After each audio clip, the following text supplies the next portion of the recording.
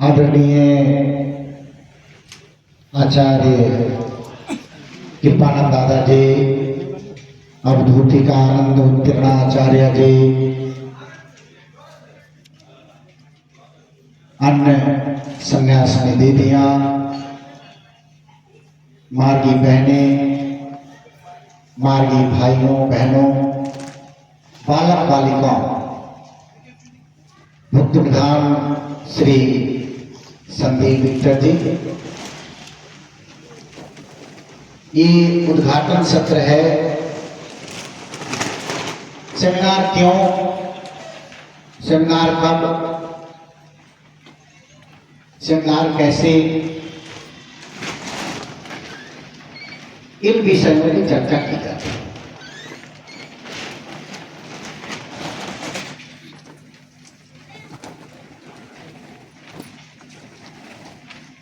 वह समाज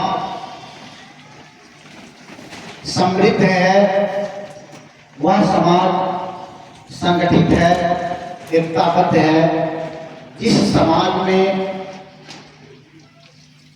क्यों, क्या, कैसे, कब, इन प्रश्नों का उत्तर दे दिया जाता है। इसलिए हर भाषा में प्रश्न करने के जो शब्द हैं, मूलतः हिंदी में क्यों, क्या, कैसे, कब, ऐसे नहीं करते हैं, इतना ही तो। इसके लिए अंग्रेजी में कहते हैं when, what, where, whom, which. तो इन प्रश्नों का उत्तर होना चाहिए। इन प्रश्नों का अगर उत्तर नहीं मिले तो मनुष्य कमजोर पड़ जाता है। जिस मनुष्य के मन में संदेह और शंका उत्पन्न हो गया, उसका विनाश हो जाता है। क्या हो जाता है? शंका उत्पन्न हुआ, संशय आत्मा विनश्यति, संशय उत्पन्न हो गया तो आप कमजोर हो गए। अच्छा, तो ये सेमिनार है, ये होगा में सेमिनार हो जाएगा? हमको नहीं लगता है कि होगा में सेमिनार हो सके। न होगा। क्या हो गया? संशय आत्मा विनश्यति। उस आदमी से अब सेमिनार नहीं होगा। क्यों? क्योंकि जहां संशय है वहीं दुर्बलता प्रवेश है। संशय, इसलिए जिसके भी मन में डाउट है, man who is carrying the doubt, he will get unsuccess in his or her life. वह व्यक्ति असफल है जो अपने जीवन में डाउट पाल के रखा है, शंका पाल के रखा है, चाहे वह क्षेत्र पढ़ाई का हो, लिखाई का हो, नौकरी का हो, चाकरी का हो, नेतागिरी का हो, दुनिया का कोई भी क्षेत्र है, डाउट नहीं। संशय आत्मा विनश्यति। आनंद मार्ग का सेमिनार साधक के मन में उठ रहे हर संशय का उत्तर दिया जा रहा है।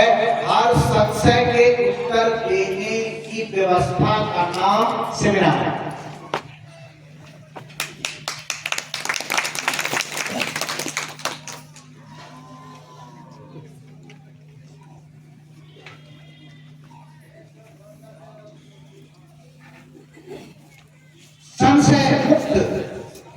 संशय मुक्त व्यक्ति प्रगति के पथ पर अग्रसर होता है। अब मैं ज्यादा लंबा समय नहीं लूंगा। आदरणीय कृपानंद दादाजी ने आपसे बताया कि आनंद मार्ग की स्थापना वर्ष 1955 में हुई और 14 वर्षों के बाद बाबा ने सेमिनार दिया। तो 14 वर्ष क्या हो रहा था?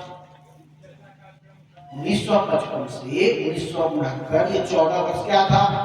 तो किसी ने मेरे हाथ में कहा वनवास था। 14 वर्ष का वनवास होता है। आपका वनवास हो गया।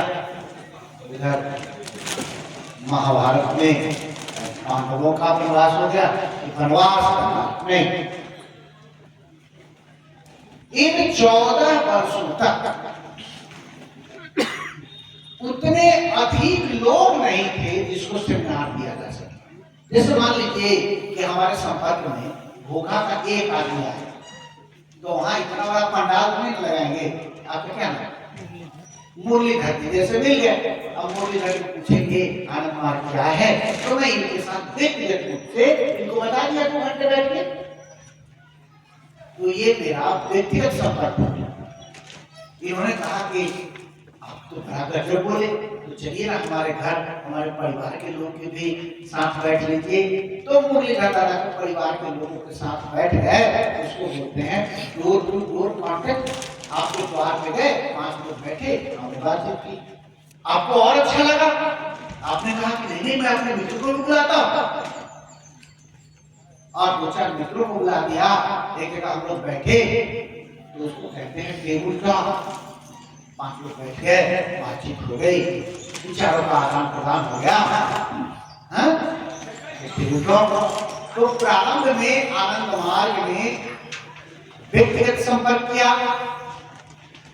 डोर टू डोर कॉन्टेक्ट किया, टेबल टॉक किया, छोटी छोटी बैठकें की गई। स्कूल में, कॉलेज में, विभिन्न शिक्षण संस्थानों में युवकों से मिलकर, विद्यार्थियों से मिलकर, शिक्षकों से मिलकर, बुद्धिजीवियों से मिलकर, किसानों से मिलकर, मजदूरों से मिलकर लोगों ने उनके बीच में आनंद मार्ग क्या, क्यों, कैसे, इन बातों की चर्चा की। संख्या दिन दूनी रात चौगुनी बढ़ने लगी। वैसे परिस्थिति में ऐसा लगने लगा कि अब व्यक्तिगत रूप से, टेबल टॉक से और सामान्य बैठक से लोगों के प्रश्नों का, सभी लोगों के प्रश्नों का उत्तर नहीं दिया जा सकता। बहुत हजारों लोग आने लगे। आप सबको सूचना के लिए प्रारंभ में बाबा स्वयं साधना सिखला। आनंद मार्ग के प्रथम आचार्य कौन है? आनंद मार्ग के प्रथम आचार्य, अरे बाबा ही प्रथम पुरोधा है, बाबा ही प्रथम पुरोधा ब्रह्म है, बाबा ही प्रथम आचार्य है, बाबा ही प्रथम तात्विक है, क्योंकि शुरुआत तो वहीं से सब कुछ हुई है। तो उन दिनों बाबा स्वयं चिट्ठियां लिखा करते थे साथियों, जब नियम का कठोरता से पालन हो।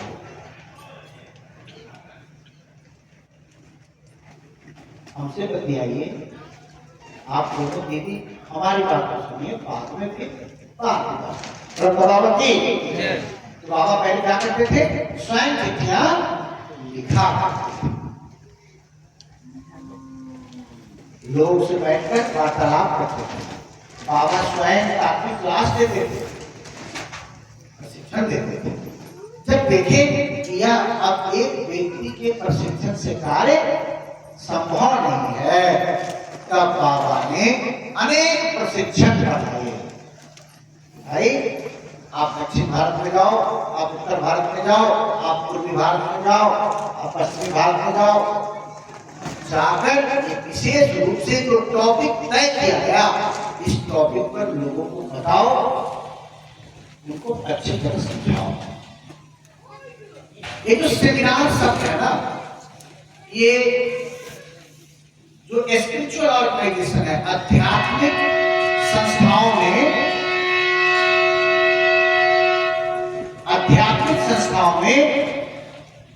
सेमिनार शब्द का प्रयोग आनंद मार्ग ने प्रारंभ किया। इसके पहले लोग परिप्रश्न करते थे, कथा के माध्यम से, सत्संग के माध्यम से लोगों के मन में उठ रहे विचारों को, प्रश्नों को, उसका उत्तर देकर उनको शांत करते हैं। तो ये जो सेमिनार शब्द है, ये बहुत प्रचलित है। आज के डेट में सेमिनार शब्द का अधिकतम उपयोग हो रहा है सेमिनार का अधिकतम उपयोग आज के डेट में हो रहा है to inspire the customer and consumer, inspire the customer and consumer. ये आज के टाइम की कैपिटलिस्टिक युग है ना, यहाँ अपने प्रोडक्ट को बेचने के लिए हमारा सामान बिक सके, आप सही ग्राहक बन सके, इसलिए व्यक्ति अपने प्रोडक्ट, अपनी संस्था, अपनी व्यवस्था के विषय में बढ़ा चढ़ाकर बोलकर लोगों को कन्विंस करते हैं। इसी का नाम सेमिनार। आज के दिन हम सेमिनार अटेंड करने जा रहे हैं, प्रोडक्ट बेचने जा रहे हैं। जितने भी चैन सिस्टम के अनुसार आजकल तरह जैसे मान लीजिए एमबे है, आरसीएम है और बहुत सारा कुछ होगा, मैं नहीं करता ना। ये लोग सेमिनार करते हैं। सेमिनार में क्या होता है, आरसीएम का प्रोडक्ट कैसा है मुझे मालूम है, लेकिन जब उसके विषय में जो बताते हैं वो बताएंगे कि दुनिया में आज से पहले इस आरसीएम के प्रोडक्ट के पहले का जितना भी प्रोडक्ट है सब, और आने वाले 1000 वर्षों में इससे बढ़िया टेस्ट बढ़ी नहीं है। जानते हैं ये तो दांत में लगाते हैं 100 साल तक दांत नहीं गिरेगा। हाँ, आप गिर जाइए, आपके दांत में नहीं गिरेगा, ऐसा टेस्ट। आदमी देखा कैसा है, अरे ये हमको भी दीजिए। अब आदमी गिर जाए दांत में गिरे, आदमी क्या करे? अरे ऐसा घुटने का दर्द का दवा, ऐसी दवा हम लेके आए हैं, इस दवा को लगाइए। ये हजारों वर्ष के ऋषियों मुनियों तपस्वियों ने बैठकर इस पर शोध किया। इस दवा को ऐसे लगाइएगा और आपके अंदर को 12 साल का चुनक जैसे दौड़ता है वैसे नहीं आप दौड़े तो क्या मतलब? तो आदमी क्या करता है, आदमी प्रोडक्ट खरीदता है। इसलिए आज का अधिकांश सेमिनार आदमी अपने प्रोडक्ट को बेचने के लिए करता है। हाँ, निश्चित ही शिक्षण संस्थान के लोग, महाविद्यालयों के लोग और जो लोग शोध के कार्य में लगे हैं वह भी विषय वस्तु तय करते हैं और उस विषय वस्तु पर वो विशेष रूप से प्रकाश डालते हैं। वह भी अपने थीसिस को, सिद्धांत को लोगों के मन में घुसा देने के लिए अपनी बातों को विज्ञान सम्मत तरीके से तर्क देकर देने का प्रयास करते हैं। यही काम हो रहा है दुनिया में। अब आप बोलेंगे आनंद मार्ग सेमिनार के माध्यम से क्या है? आनंद मार्ग सेमिनार के माध्यम से कोई अपना प्रोडक्ट नहीं बेच रहा, कोई अपने सिद्धांत को दुनिया में घुस जाए इसकी बात से मुझे कोई लेना देना नहीं है। मुझे लेना देना इस बात से है कि हे मनुष्य, तुम इस दुनिया में आए हो तो क्या तुम्हें पता है इस दुनिया में आने का उद्देश्य क्या है? क्यों?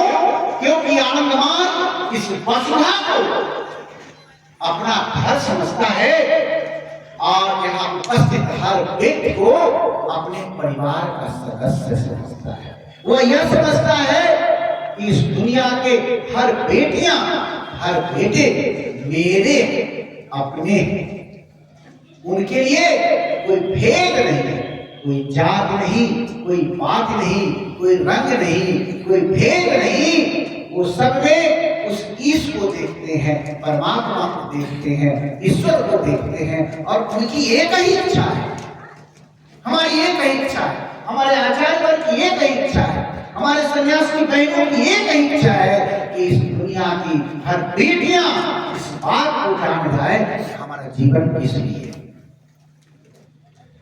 क्या हमारा जीवन सिर्फ खाने, सोने, संतान को जन्म देने इसी के लिए? खाना, सोना, डरना, संतान को जन्म देना, ये कार्य को पशु पक्षी बहुत गहरे से जाएंगे तो सब जगह प्रजनन की क्रिया हो रही है। ये लता फूल जितने भी हैं सब जगह प्रजनन है। तो आहार निद्रा भय मैथुन ही हमारा जीवन है। इससे हटकर भी कुछ है। हाँ, इससे हटकर आपके मन में दूसरा प्रश्न जाग जाए, अरे ये बात तो हमारे कथाओं में भी लोग कहते हैं। ये बात, ये चेतना, इस प्रकार की चेतना जागृत करने का कार्य तो हो रहा है। मैं कहूंगा नहीं हो रहा है। चेतना जागरण के नाम पर, धर्म के नाम पर, सनातन धर्म के नाम पर मनुष्य सिर्फ और सिर्फ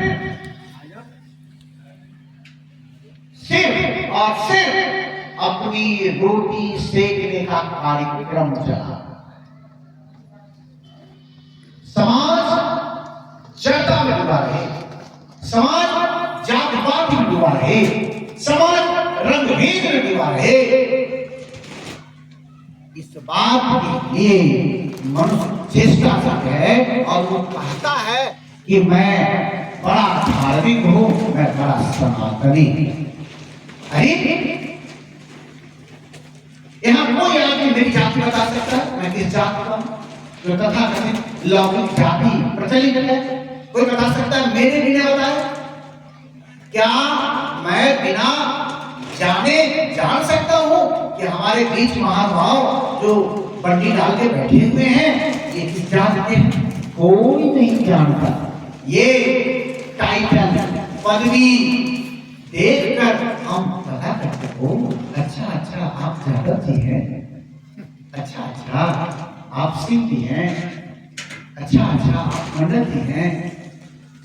तो मंडल की बात, कमंडल की बात, यादव की बात, राजपूत की बात, बिहार की बात, ये हम टाइटल देखने के बाद जानते हैं, इससे पहले नहीं जानते। इसके पहले हमें कई जानते हैं, हमारी विधु आंखें, हमारी मूंछें थोड़ी बड़ी है, आपकी छोटी मूंछें आपकी भी है, इनके भी हाथ है, मेरे भी हाथ है, वो हम सब मनुष्य हैं। क्या है?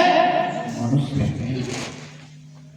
इन मनुष्यों के बीच में भेद बुद्धि डालने का कार्य जिसने भी किया, उस भेद बुद्धि के तिलिस्म को नष्ट करने का, उसके जाल को उखाड़ कर फेंक देने का संकल्प लेकर आनंद मार्ग आगे बढ़ा है। आनंद मार्ग यह चाहता है कि मनुष्य से प्रेम करे। हमको कोई एक बात बताए,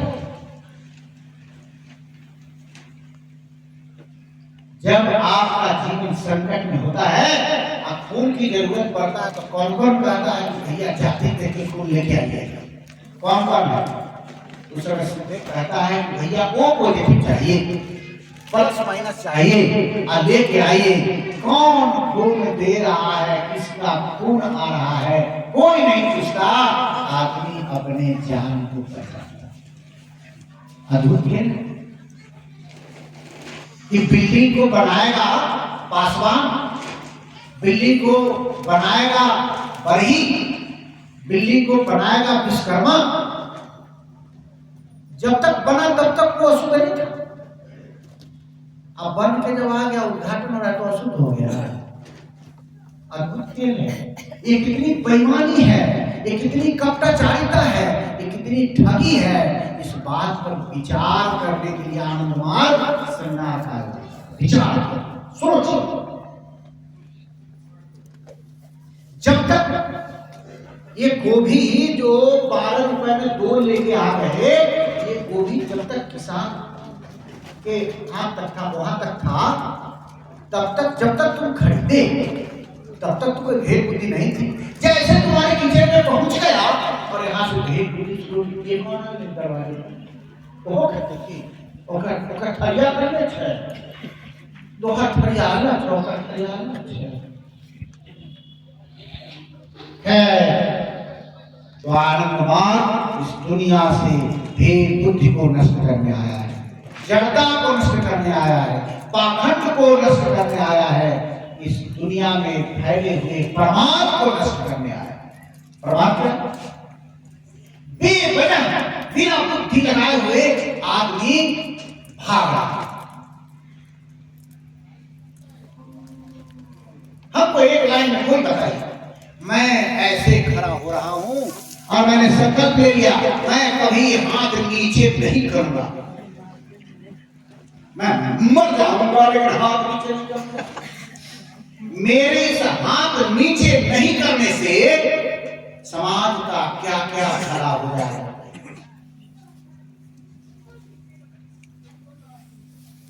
भला होगा? एक हाथ समाज का घट गया, इस हाथ से कुछ काम हो सकता था, बेवजह हमने संकल्प ले लिया, लोगों के आकर्षण का केंद्र बन गए हम। ये बाबा को हाथ उठाए हम नीचे कर ही नहीं रहे। हुआ क्या इससे भगवान मिल जाएंगे। अरे मनुष्य का शरीर में जैसे दुख होता है, दर्द होता है, तो उसकी एकाग्रता भंग होती है, एकाग्रता बढ़ जाती है। किसको? शरीर में, हेलो, शरीर में कष्ट होने पर किसका किसका एकाग्रता बढ़ जाता है, कि ना भगवान दिखने लगे, हे कृष्ण हे कृष्ण। किसको किसको दिखेगा? जिसके जीवन में अनुकूलता नष्ट हुआ, भगवान सबसे पहले विदा होगा। अरे अनुकूलता में ना, जब मन अच्छा रहेगा, जब हम दुख में नहीं है, कष्ट में नहीं है। अब नहाने जा रहे हैं और एकदम मटका वाला पानी हिला, वो टंकी में ताला भी नहीं चला, उस समय देखिए भगवान कैसे आ रहा है।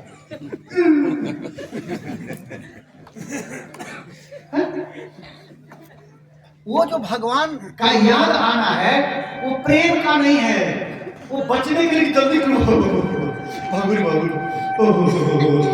निकल गया, आदमी भाग गया। अरे भाई, तो कभी भी प्रतिकूलता में भक्ति नहीं होगी, अनुकूलता चाहिए। 3 दिन तक खाना नहीं मिलेगा। आप बोलेंगे चलिए हम और दोनों आदमी साधना करते हैं, क्या होगा? अगर थोड़ा बहुत ताकत है तो आप बोलिएगा कि हे पागल मानुष, हमको रोटी खिलाई, आप भगवान का नाम नहीं ले सकते हैं, क्योंकि इस गाड़ी को चलाने के लिए रोटी चाहिए। क्या चाहिए? रोटी चाहिए। तो आनंद मार्ग समाज के हर व्यक्ति को ईश्वर की ओर लेकर जाना चाहता है, लेकिन अगर हर व्यक्ति की न्यूनतम जरूरत की पूर्ति भी नहीं होगी, तो हर व्यक्ति भगवान का नाम नहीं लेगा।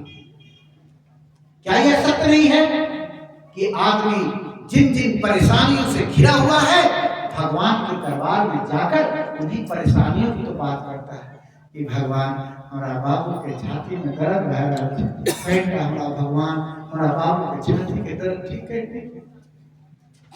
वो डॉक्टर बैठा है, आला लेके बैठा है, ठीक है। बेटी से आने छे, बियाह नहीं हो रहल छे, बाबा कृपा करियो, भगवान हमरा दुल्हा प्रिया बेटी से मिल जाए। परेशानी है, और इसी परेशानी को आदमी भगवान के सामने जाता है। कितने लोग हैं जो बिना परेशानी रखे हुए भगवान की साधना करते हैं। मनुष्य जिन समस्याओं से क्या है, उन्हीं समस्याओं का ध्यान करता है। इस दुनिया में आनंद मूर्ति जी से पहले, भगवान श्री आनंद मूर्ति जी से पहले किसी ने हिम्मत नहीं की ये बात कहने की, जो बाबा ने कहा कि प्रार्थना अर्चना मात्रैव धर्म मूलम।